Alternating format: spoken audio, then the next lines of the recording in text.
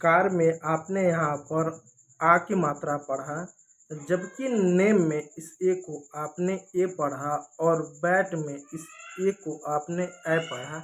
ऐसा क्यों, इसको आप समझेंगे। देखिए दोस्तों, यदि आप इस चीज़ों को समझ पाएंगे तो आप अंग्रेजी का अच्छे से पढ़ पाएंगे, उसका अच्छे से उच्चारण कर पाएंगे और अच्छे से उसको लिख भी पाएंगे। इसलिए ये समझना ज़रूरी है कि कब हम ए को ए पढ़ते हैं, कब ए को ए पढ़ते हैं और ए को आ पढ़ते हैं। जैसे कुछ एग्जांपल देखिए, जैसे स्टार, स्टार में इस ए को आपने आ पढ़ा, स्टार, हार्ट, क्लास, इन सब में ए को आ पढ़ा। जबकि गेम, फेस, टेक, इन सब में आपने ए पढ़ा, इसको गेम पढ़ा, गाम नहीं पढ़ा।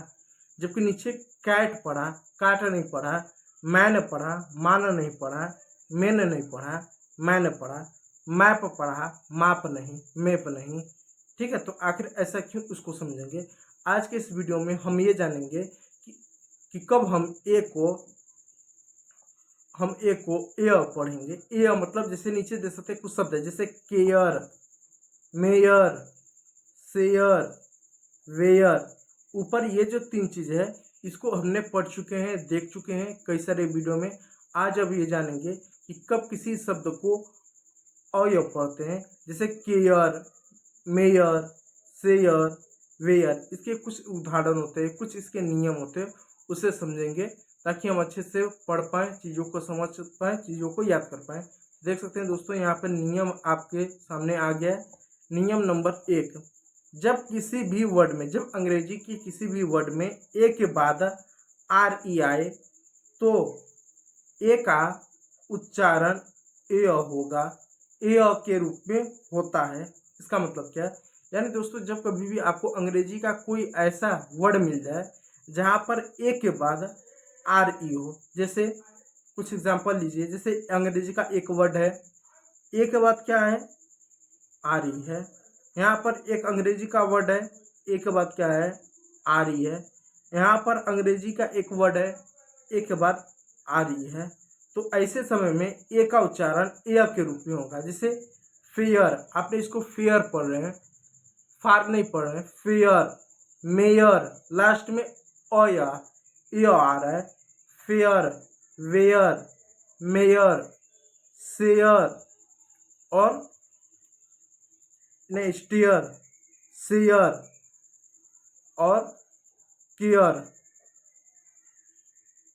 ठीक है, तो fare, ware, mare, stare, share और केयर आपने इनको पढ़ा, क्योंकि एक के बाद आ रही है। यह पहला नियम है। देखिए दूसरा नियम को समझते हैं। दूसरा नियम भी बहुत ज़्यादा आसान है। दूसरा नियम क्या है, दूसरा नियम, जब किसी भी वर्ड में, यानी जब किसी भी अंग्रेजी के वर्ड में ए आई के बाद आर आए तो ए का उच्चारण ए के रूप में होता है।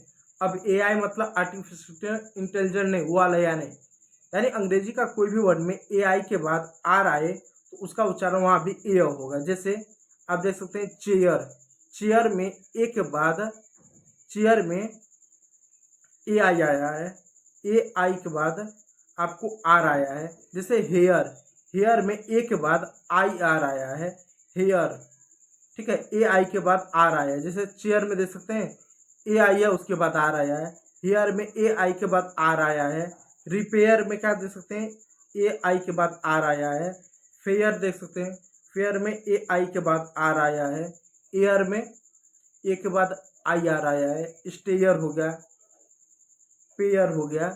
तो pair, stair, air, chair, hair, repair, fair, इन सब में आपको ए आई के बाद आर देखने को मिल रहा है। इसलिए यहाँ पर भी अ की मात्रा ए का उच्चारण हम कर रहे हैं। तो ए का उच्चारण तभी करेंगे जब दो कंडीशन हो, ए आई के बाद आर हो और दूसरा कंडीशन हो कि आर ई के बाद, ए के बाद आर ई आए, तो वहाँ पर अ का उच्चारण होगा। यदि वीडियो अच्छा लगा हो तो लाइक कीजिएगा, चैनल को सब्सक्राइब कीजिएगा। वीडियो देखने के लिए बहुत बहुत धन्यवाद।